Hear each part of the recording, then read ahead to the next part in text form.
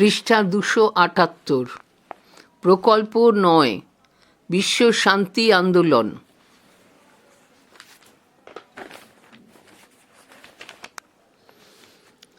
1.1 সূচনা।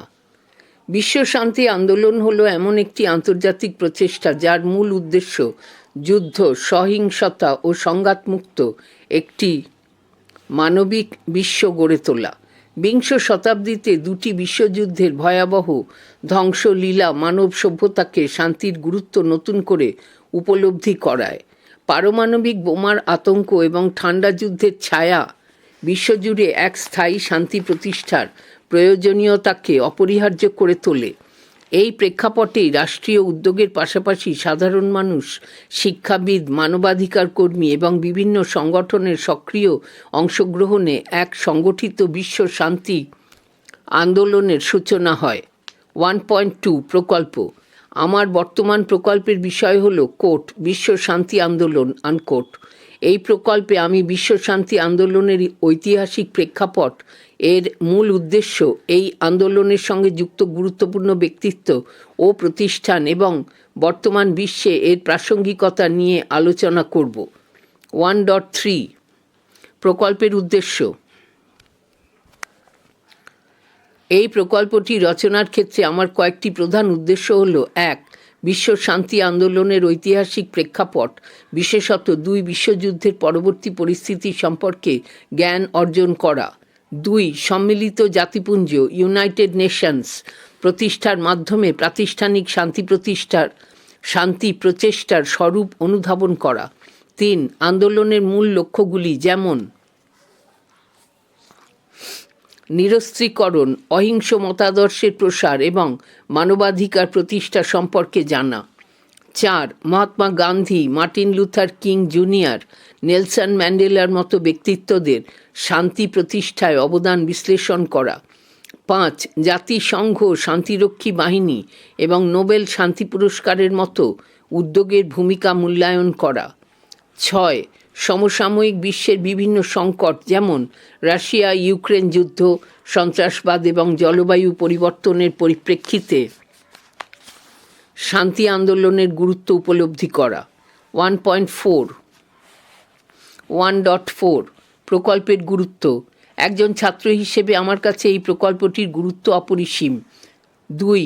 যুদ্ধ ও সংঘাতের বিকল্প হিসেবে অহিংসা ও আলোচনার মতো শান্তিপূর্ণ পদ্ধতির কার্যকারিতা সম্পর্কে ধারণা গঠনে সহায়তা করবে। 3. বিশ্ব নাগরিক হিসেবে শান্তি প্রতিষ্ঠার ক্ষেত্রে ব্যক্তিগত ও সামাজিক দায়বদ্ধতা সম্পর্কে সচেতনতা বৃদ্ধি করবে। 4. একটি সুস্থ ও নিরাপদ ভবিষ্যৎ পৃথিবী গড়ার জন্য আন্তর্জাতিক সহযোগিতার প্রয়োজনীয়তা তুলে ধরবে। 1.5 কর্মপরিকল্পনা। আমি প্রথমে আমার ইতিহাস শিক্ষকের সঙ্গে আলোচনা করে বিশ্ব শান্তি আন্দোলন বিষয়টি প্রকল্পের জন্য নির্বাচন করি। এরপর নিম্নলিখিত কর্মপরিকল্পনা অনুযায়ী কাজটি সম্পন্ন করি। 1. প্রথমে প্রকল্পের বিষয় সম্পর্কিত প্রাথমিক তথ্যের জন্য দ্বাদশ শ্রেণীর ছায়া, ইতিহাস ও রাষ্ট্রবিজ্ঞান বইয়ের সাহায্য নিই। 2. বিদ্যালয়ের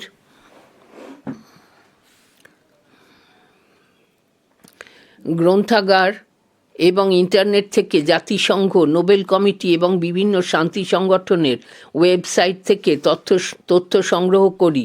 3.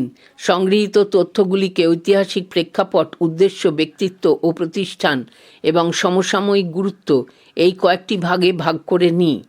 4. প্রাসঙ্গিক ছবি ও প্রতীক সংগ্রহ করে প্রকল্পের সঙ্গে যুক্ত করি। দ্বিতীয় পর্ব। 2.1 তথ্য সংগ্রহ। আমার প্রকল্পটি রচনার জন্য আমি বিভিন্ন প্রামাণ্য গ্রন্থ, সংবাদ মাধ্যম এবং ওয়েবসাইট থেকে তথ্য সংগ্রহ করেছি। এর মধ্যে উল্লেখযোগ্য হল: 1. গ্রন্থ war and peace, Leo Tolstoy, the United Nations, a very short introduction, Jussi M Hanhimaki, পৃষ্ঠা 279। 2. সংবাদ মাধ্যম, বিবিসি, রয়টার্স, দ্য গার্ডিয়ান এর বিভিন্ন সময়ের প্রতিবেদন। 3. ওয়েবসাইট, জাতিসংঘের ওয়েবসাইট UN.org, নোবেল পুরস্কারের ওয়েবসাইট nobelprize.org, উইকিপিডিয়া ইত্যাদি। 2.2 তথ্য বিশ্লেষণ। বিশ্ব শান্তি আন্দোলন সম্পর্কে বিস্তারিত অধ্যয়ন করে আমি নিম্নলিখিত বিষয়গুলি জানতে পেরেছি। 1. ঐতিহাসিক প্রেক্ষাপট। বিশ্ব শান্তি আন্দোলনের ধারণা নতুন নয়। বহু প্রাচীনকাল থেকেই নানা ধর্ম ও দার্শনিক চিন্তাধারায় শান্তির গুরুত্ব স্বীকৃত। তবে আধুনিক অর্থে সংগঠিত বিশ্ব শান্তি আন্দোলনের সূচনা হয় মূলত প্রথম ও দ্বিতীয় বিশ্বযুদ্ধের 1914 থেকে 1945 খ্রিস্টাব্দ ভয়াবহ অভিজ্ঞতার পর। বিশেষ করে 1945 খ্রিস্টাব্দে সম্মিলিত জাতিপুঞ্জ প্রতিষ্ঠার মাধ্যমে বিশ্বজুড়ে শান্তিরক্ষার এক নতুন প্রাতিষ্ঠানিক প্রচেষ্টা শুরু হয়। জাতিপুঞ্জের প্রধান উদ্দেশ্যই হল আন্তর্জাতিক সংঘাত প্রতিরোধ করা এবং বিশ্বব্যাপী শান্তি ও নিরাপত্তা বজায় রাখা।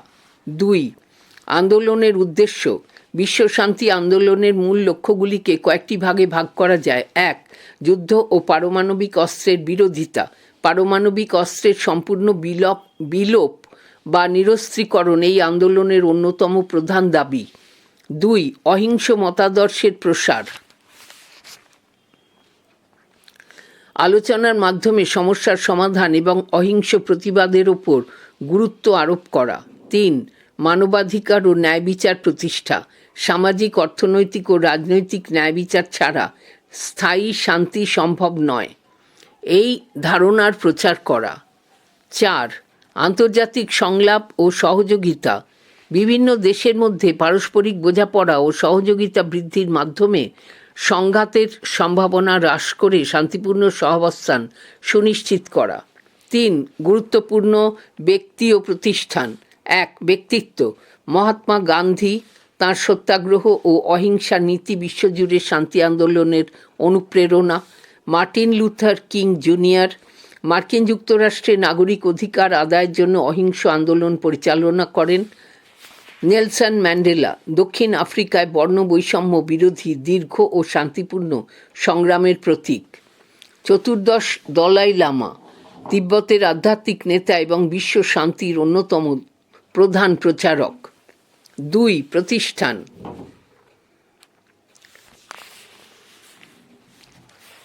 সম্মিলিত জাতিপুঞ্জ। বিশ্ব শান্তি রক্ষায় জাতিপুঞ্জ নিরাপত্তা পরিষদ, আন্তর্জাতিক বিচারালয় এবং শান্তিরক্ষী বাহিনীর UN পিস কিপার্স মাধ্যমে সক্রিয় ভূমিকা পালন করে। নোবেল শান্তি পুরস্কার। আলফ্রেড নোবেলের উইল অনুযায়ী যারা শান্তি প্রতিষ্ঠায় বিশেষ অবদান রাখেন তাঁদের এই আন্তর্জাতিক স্বীকৃতি প্রদান করা হয়, যা শান্তিকর্মীদের উৎসাহিত করে। বেসরকারি সংগঠন। Amnesty International, Greenpeace, red ক্রসের মতো বহু আন্তর্জাতিক সংগঠন শান্তি ও মানবাধিকার রক্ষায় কাজ করে চলেছে। 4. সমসাময়িক প্রেক্ষাপটে গুরুত্ব। বর্তমান বিশ্বে রাশিয়া ইউক্রেন যুদ্ধ, মধ্যপ্রাচ্য সংঘাত, শরণার্থী সংকট, পারমাণবিক অস্ত্রের প্রতিযোগিতা এবং জলবায়ু পরিবর্তনের মতো বহু সংকট বিশ্ব শান্তির জন্য বড় হুমকি হয়ে দাঁড়িয়েছে। এই জটিল পরিস্থিতিতে বিশ্ব শান্তি আন্দোলনের গুরুত্ব ও প্রাসঙ্গিকতা বহুগুণে বৃদ্ধি পেয়েছে। 2.3 সিদ্ধান্ত। বিশ্ব শান্তি আন্দোলন কোনো একক ঘটনা নয়, এটি একটি নিরন্তর প্রক্রিয়া। যুদ্ধ এবং সংঘাতের কারণগুলি যেমন জটিল, তেমনি শান্তি প্রতিষ্ঠার পথও দীর্ঘ ও কষ্টসাধ্য। তবে ইতিহাস প্রমাণ করে যে মহাত্মা গান্ধী বা নেলসন ম্যান্ডেলার মতো ব্যক্তিত্বদের দেখানো অহিংসার পথেই মানব সমাজের প্রকৃত কল্যাণ নিহিত রয়েছে। বিশ্ব শান্তি আন্দোলন কেবল রাজনীতিক বা কূটনীতিকদের কাজ নয়, এটি প্রতিটি সচেতন নাগরিকের নৈতিক দায়িত্ব। যতদিন না বিশ্ব থেকে সহিংসতা, যুদ্ধ ও ঘৃণা মুছে যায়, ততদিন শান্তির বার্তা ছড়িয়ে দেওয়ার আন্দোলন চালিয়ে যেতে হবে। পৃষ্ঠা 280।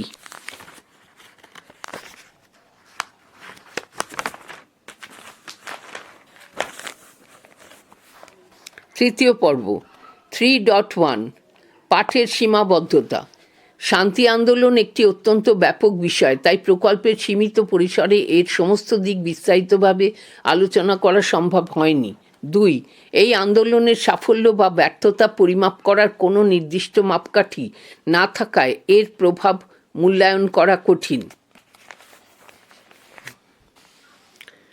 3. অনেক ক্ষেত্রেই শান্তি আন্দোলনগুলি দীর্ঘ সময় ধরে চলে, যার সম্পূর্ণ ইতিহাস তুলে ধরা সময় সাপেক্ষ। 3.2 উপকরণ। প্রকল্পটি রূপায়ণ করতে আমি কার্ডবোর্ড, সাদা কাগজ, বিভিন্ন রং, পেন্সিল, স্কেল, আঠা এবং প্রাসঙ্গিক ছবি ব্যবহার করেছি। 3.3 কৃতজ্ঞতা স্বীকার। এই প্রকল্পটি রচনা করতে গিয়ে আমি আমার বিদ্যালয়ের ইতিহাস শিক্ষক শিক্ষিকা শ্রীমতী গ্রন্থাগারিক শ্রীমতী ড্যাশ এবং আমার অভিভাবকরা আমাকে তথ্য সংগ্রহে সাহায্য করেছেন। 3.4 চিত্রতালিকা। প্রকল্পের প্রয়োজনে বিভিন্ন ওয়েবসাইট ও গ্রন্থ থেকে ছবি সংগ্রহ করা হয়েছে, যেমন এখানে 4টি ওয়েবসাইটের নাম রয়েছে। ছবি রয়েছে জাতিপুঞ্জের সদর দফতর, Mahatma Gandhi, Martin Luther King junior ও নেলসন ম্যান্ডেলা। জাতিসংঘ শান্তিরক্ষী বাহিনীর প্রতীক, পারমাণবিক অস্ত্র বিরোধী মিছিল।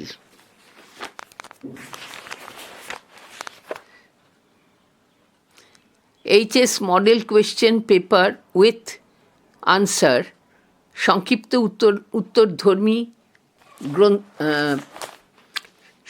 উত্তরধর্মী প্রশ্নাবলী। 1. 1857 খ্রিস্টাব্দের মহাবিদ্রোহের প্রত্যক্ষ কারণ কী ছিল? 2. থিওডোর ব্রেক কে ছিলেন? 3. ধর্মনিরপেক্ষতা বলতে কী বোঝো? 4. গণপরিষদের সদস্য কারা ছিলেন?